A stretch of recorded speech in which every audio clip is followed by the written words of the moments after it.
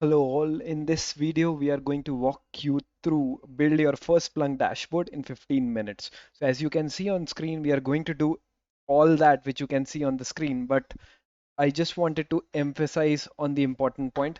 So as you must have seen that, my YouTube video description box has got a lot of details. For example, you can see I will be putting sample data which I am using. So sample data link should be available in my YouTube video description box. At the same time, all the SPL queries which I'm going to use, I will be hosting those SPL queries on my GitHub page, and that particular GitHub page link shall also be there in the YouTube video description box. So that is very, very important description box. Okay. So without a further ado, let me clear my screen and move back to my console. Okay.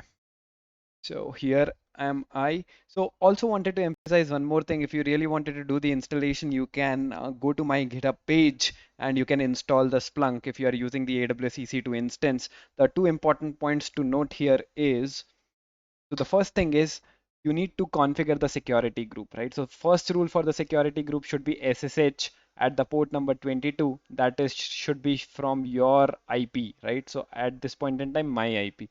The second security group rule which I will be configuring is I will be giving a custom port, and custom port is nothing but the 8000. At the same time, my IP. So these two security group rules should be there if you really wanted to access your Splunk user interface using your AWS EC2 instance. So I have already configured that. So let me move on here. So my name should be here. Hopefully I will be able to log in. Yes, I am able to log in. What I really wanted to do here is, so the first thing I really wanted to show you is how to configure the data, right? So for example, now you can see that I will be making the use of sample dataset, and that particular sample dataset you can download from this particular link. So you can bookmark this particular link, and this particular bookmark link should also be available in my YouTube video description box. Okay. So now I can move on to my, so for example, now I will be ingesting my data set. This is the static data set. I need not do a lot of work there. So I will skip the tour and I will just click on the upload my data set from my computer. Okay. So now if I click select a file, so what I'm going to do next is I will be going into my downloads, and you can see that this is the tutorial data set, right? So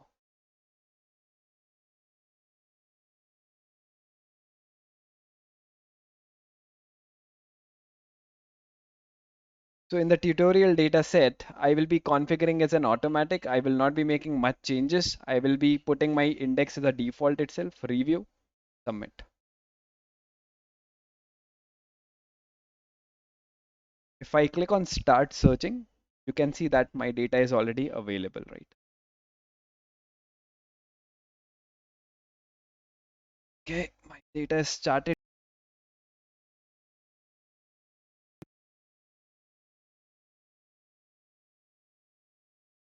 So now you can see that I have already got my sample data set. So before also you can see that these are the source types I have, right? So you can also use one more command which I can make a use of. If I say metadata, I will say type is equal to source type, and if I say index is equal to main. You can always do this particular query in your environment so that you know that what are the source types which are readily available for you. So now you can see that. So now if I remove this particular query, it's time that you can make yourself familiar with the data set. So if I say source type is equal to access combine, and now if I say action is equal to purchase, you should be able to see, and I will be stats count by category ID. So if I try to do this, now you can see that I'm already seeing the designated count or number of the purchases corresponding to these particular product IDs or category IDs. Okay, so without a further ado, now because this particular course is about creating dashboards, so I just wanted to configure one particular setting here. If I go to the preferences, SPL editor, and if I go to the line numbers, add line numbers, I will be keeping it compact and themes. Just for the visualization perspective, this is it. So now I will be creating multiple queries. So just look at my queries and you can also go to this particular document as well. The first query I'm going to make a use of, this is the first query, okay? Sorry about that. So this is my first query, and if I run this particular query, you should be able to see. Now I am seeing that. So you can see that these are the number of the visits by the number of the users. And so for example, this is the get request. You can see that these are the get request from the users. And so these are the number of the requests which has already been converted into the purchase, right? So now this is the data, right? So what I can do here is I will go to new dashboard and I will say test dashboard. So I will be keeping it to private for a time being, classic dashboards and panel titles. So here, let's say,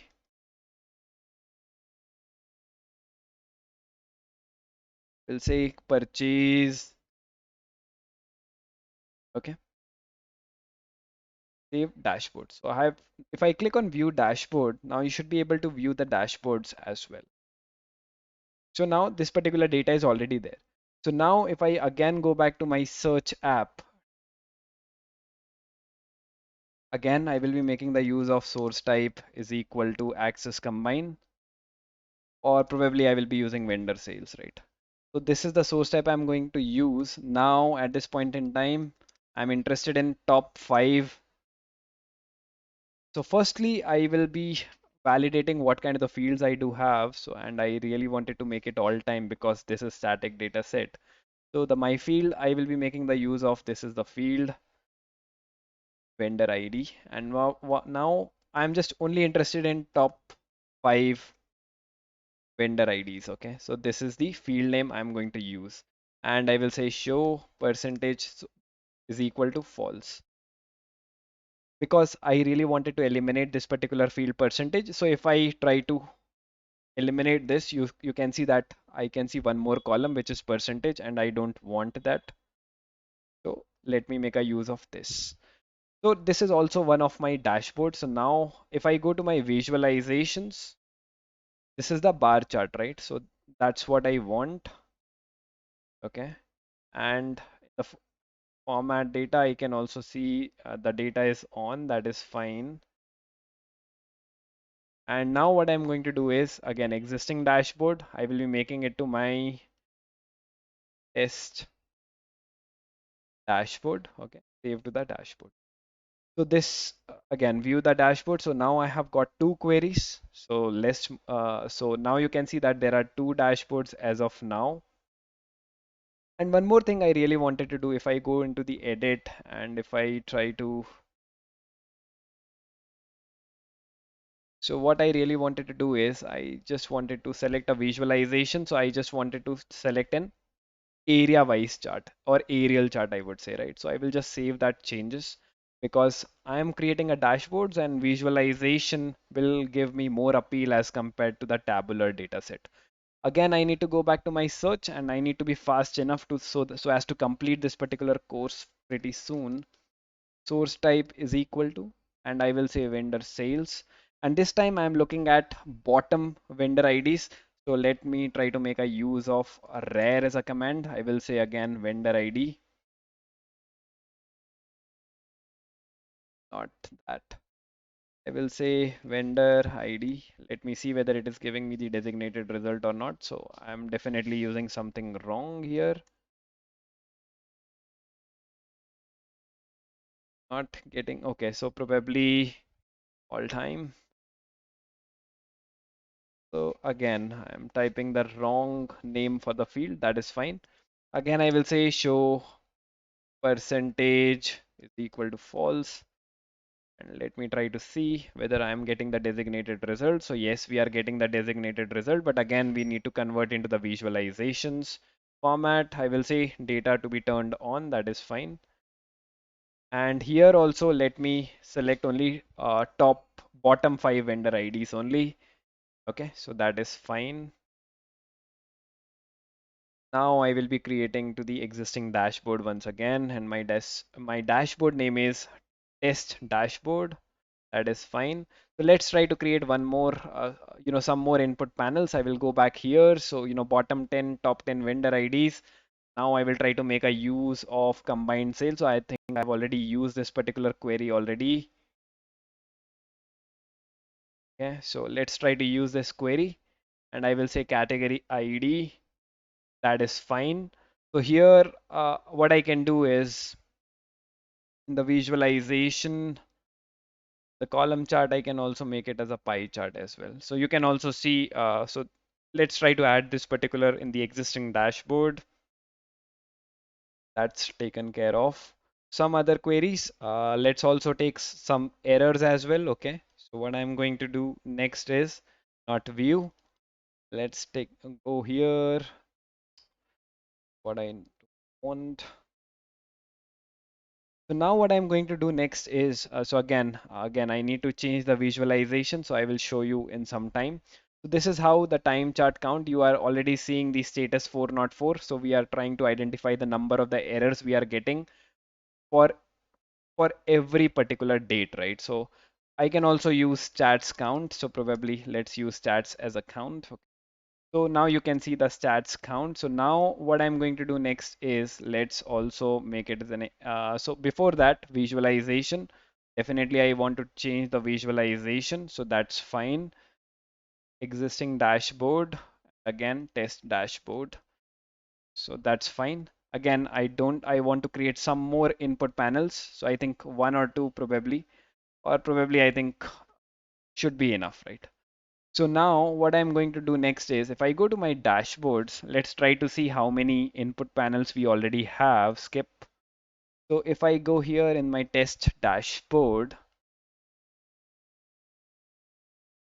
so now we are able to see these results, right? So yes, we are able to see some of the input panels. So let's try to do some of the customization. So first of all, okay, so this the conversion rate I want it here at the same time. Okay, so what I'm going to do next is here I just wanted to keep the top 5 vendor IDs and top bottom 5 vendor IDs side to the side adjacent to each other, and I probably want this pie chart at the very top. That is fine. At the same time, I also want that number of the errors here, here, and probably that particular pie chart can go little here as well. So that's fine. Okay, now my visualization looks much better. Or probably what I can do is that's fine. So or here I can just move it besides here. Okay. So this is how, so now the first thing I'm going to do here at this point in time, I can edit this particular field, edit search as well. Let's try to edit the search and make it as time chart, and I will show you the utility of that. Apply. So now you can see that I'm able to see that trend because it's trying to compare a trend from the yesterday itself, because time chart basically divide into the various timelines of the 24 hours of the duration. That basically depends on your time range. So that is how you create a dashboard. Let's click on save here. So now, if I really wanted to, I can also turn my dark theme on and save. And if I try to reload this particular dashboard, you'll be able to see that I'm successfully able to turn on my dark mode as well. So you can see that my dashboard is started to looking much better. Okay. So probably again, if I click on edit, though I like it, but probably for the sake of mine, I will just try to save and I will try to refresh once again. So that is fine. So now I really wanted to make some more customizations here. So what we can do here is, so at this point in time, We can also make some of the customizations with respect to the color as well. So probably what I can do, if I click on edit, now if I go down, now you can see that this particular count is not really making much sense, right? So uh, if I format the visualization, if I go into the legend, or probably none, so that is fine. Similarly, again, if I go here, if I say legend, I don't want that legend, that is fine. If I click on save, I think it started to look much better as well. This is how you can create a dashboards. At the same time, also wanted to show you something. So you can also look at the source code with respect to this particular dashboard. So you are able to see the respective HTML code with respect to the every input panel which we have created, right? So this is your search. Where is my? So this is your search query. You can see that this is your search query. And we have not really triggered a drill down. We can also trigger a drill down as well. I will show you what I mean by there. So we can also change some of the colors. So now if I go to the vendor sales, you can see that these are the top 5 vendor sales. And what I'm going to do next here is let's try to make certain changes to the dashboard as well. I'm going to do next here is I'm going to make certain changes with respect to the color, right? So let's top 10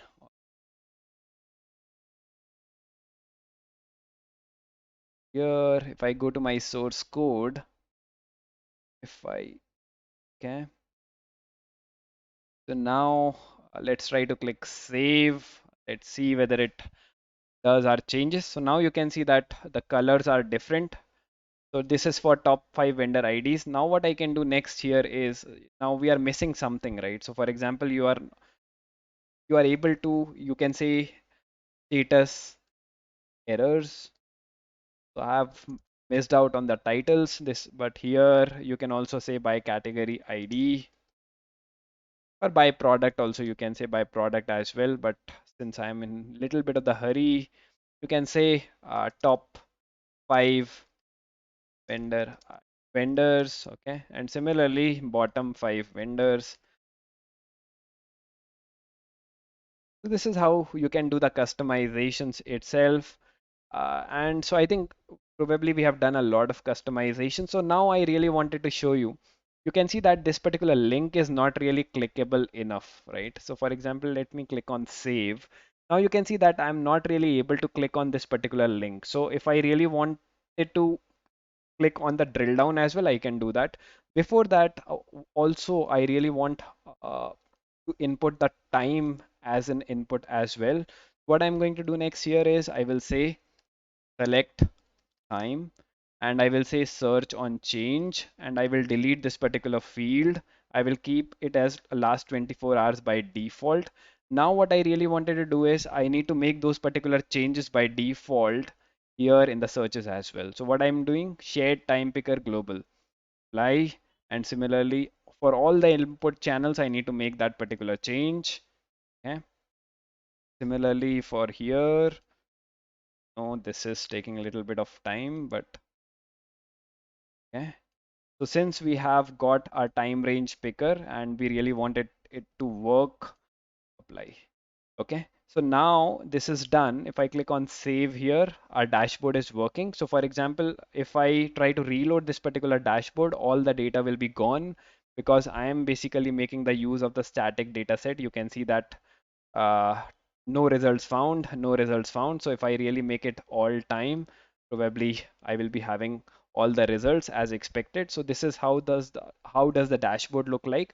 Now also I really wanted to configure a drill down as well. So as I was saying, if I click on cancel here, I'm not able to click on this particular link, right? So if I wanted to configure a drill down, I can configure a drill down as well. So what I'm going to do next here is here edit drill down. So you can see that no action by default. If I click on the link to search, I can also give it auto and let's click on apply. So now if I make the changes to my dashboard, so if I try to click here, let's try to click here. Now you can see that it is taking me to the raw data with respect to, so I have clicked on the slice of the pie, which is nothing but the arcade. Now I am able to see the raw data with respect to that. Okay. So in the category ID, what's next we can see in the category ID, so you are able to see the category ID arcade. At the same time, let's try to, so product ID. So let's try to see the product IDs corresponding to this. Okay. So we can definitely do that. And what else we are able to see? I'm just trying to configure drill down client IPs. We are not really interested in client IPs. Okay, I think the product ID should do. So product ID. So this is the field which we are interested in. So now what I'm going to do next here is if we go back, okay. So if I click on, okay, so again, last 24 hours all time because we have selected last 24 hours by default. And since we are not getting results, so I can also configure that particular drill down and I can make it little customized as well. So now you are able to see this is my drill down. So what I can do is action is equal to purchase. Since we are able to see stats count by the category ID, we can also make it a little custom as well.